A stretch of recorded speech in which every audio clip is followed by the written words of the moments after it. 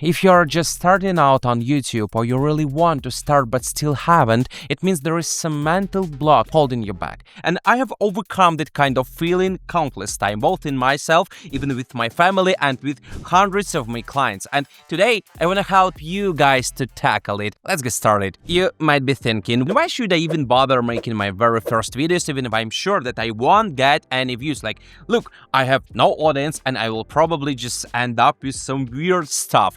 But let me tell you that it's not exactly the way it works. When you publish your very first video, it might basically get nothing in the very first day or even the very first week. That's totally okay. You shouldn't struggle with that. When we have started our Athawina channel with our tech reviews, we uploaded the first video and nothing happened. The second one, nothing. The third one, still nothing. And only after we have published our fourth video, the first one began to get some views. So you see, there is a certain so-called critical mass of content and audience you need to reach before your channel start gaining any traction. The issue isn't whether you can upload content at all, it's that you have to upload consistently and stick with it for a long time. Yeah, I'm so sorry for such a common word among all the YouTube gurus, but consistency actually matters. That is the very simple key, the very first one you should get. The thing you mustn't do is to judge your results by the very first results of your very first videos. You should judge them by the time you are uploading the content. And one more important thing is you might only need one video to go viral. Once a single piece of your content really takes off, all your other videos will automatically start picking up views as well. For instance, Mark Rober, now one of the biggest science YouTubers, posted videos for several years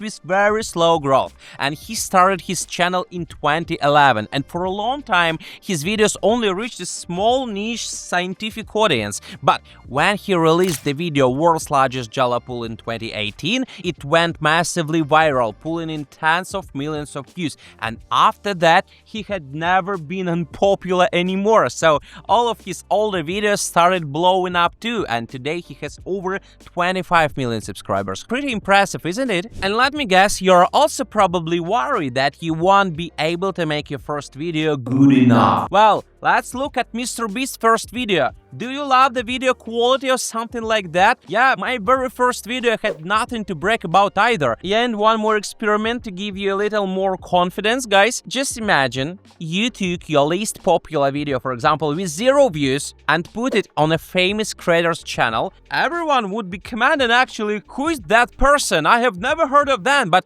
you know what? You still get views. In other words, the only thing your channel is missing is that initial boost of exposure.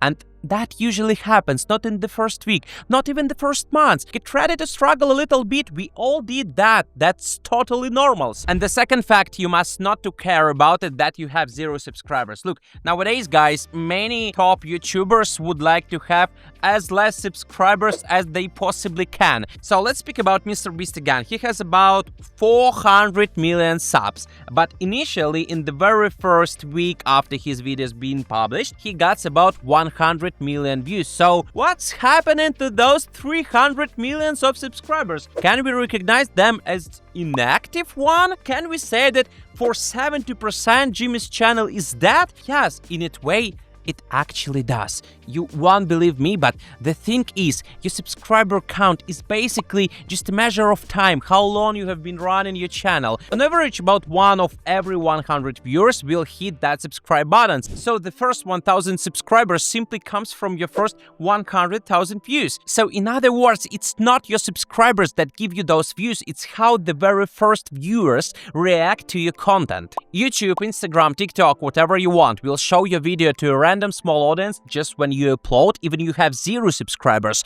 You get some first views completely free. And if those people respond well, then the algorithm will push your video out to more people. And if you have 0 subscribers, that can actually be an advantage. And the next thing you should stop stressing over is the fact that you don't have professional gear. Yeah, I'm recording very simple right now. I'm just sitting in front of my window and the sun reflecting from the table gives some light to my face. And you watch watch me and hear to me right now not because of the quality of my image or the quality of my video, but because of the information that I can give you. Let's say you are a math teacher and you're doing some exercises, you are solving the equations, and your success depends on the way you clarify those puzzled exercises. It depends on how good your students will understand you. High resolution actually matters for content where the visuals are the main attraction, but I don't think that you are trying to film breathtaking waterfalls or sunsets or whatever. You're trying to share something personal and useful. So the one thing you should really invest in is a decent sound, and everything else is secondary. One more thing to let go is the fear of others people's reactions. For sure, your best friends,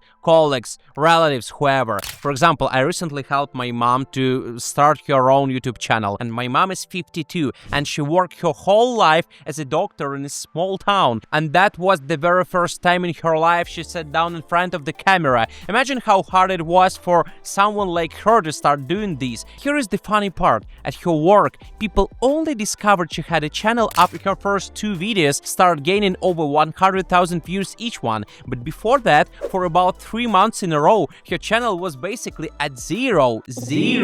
People will notice you once you start getting some real views, and once you do get those views, believe me, no one will ignore that. In fact, they will be probably a bit jealous. My mom's co-workers, for example, said things like, "Can you believe that? How dare she went and became a YouTuber and started racking up all these views? Why isn't she quietly working at her desk like 40 or 30 years in a row before?" Yeah, but the main point was that my mom delayed launching her channel for about 2 years purely because she was worried about what those colleagues might say. Can you imagine that? And last but not least, I really want you to believe that your opinion actually matters. From the childhood, many of us been taught that we can't change anything, that we don't have that any influence, that we are kind of small people. But the truth is, any opinion and any experience is authentic and valuable. For example, my team once made a video review about a new iPhone, and that video earned more money than the iPhone itself cost us.